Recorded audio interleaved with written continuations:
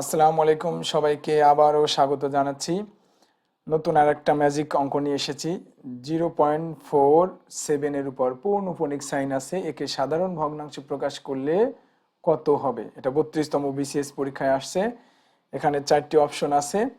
এই 4টি অপশনের মধ্যে জাস্ট আমরা এটাও অ্যান্সারের চেহারা দেখে বলে দিতে পারবো। জাস্ট আপনাদের মাথায় এখন এত কিছু ঢুকবে না।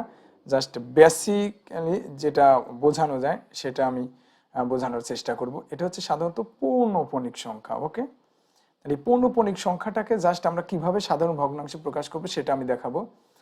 যতগুলোই অঙ্ক থাকুক না কেন, পৌনঃপুনিক সহ যে কয়টার উপরেই, যে কয়টা ডিজিটের উপরেই পৌনঃপুনিক থাকুক না কেন, সবগুলো সহই আমরা আগে লিখব।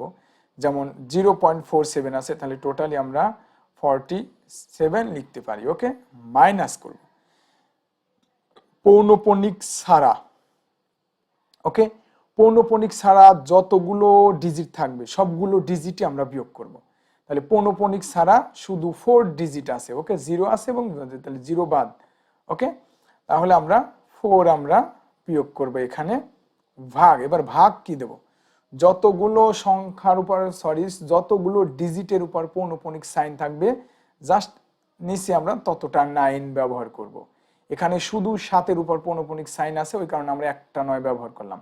এইবার পয়েন্টের পরে পৌনঃপুনিক ছাড়া যতগুলো ডিজিট থাকবে ঠিক ততটি 0 আমরা এই 9-এর পাশে লিখব। ওকে, তাহলে পৌনঃপুনিক ছাড়া পয়েন্টের পরে পৌনঃপুনিক ছাড়া জাস্ট একটা ঘরই আছে, সেটা হচ্ছে 4, অর্থাৎ একটা 0 আমরা এখানে ব্যবহার করব। তাহলে 90 হলো। তাহলে 47-এ 4 বাদ দিলে 43 আর হচ্ছে 90। তার মানে এটা হচ্ছে খ নাম্বার।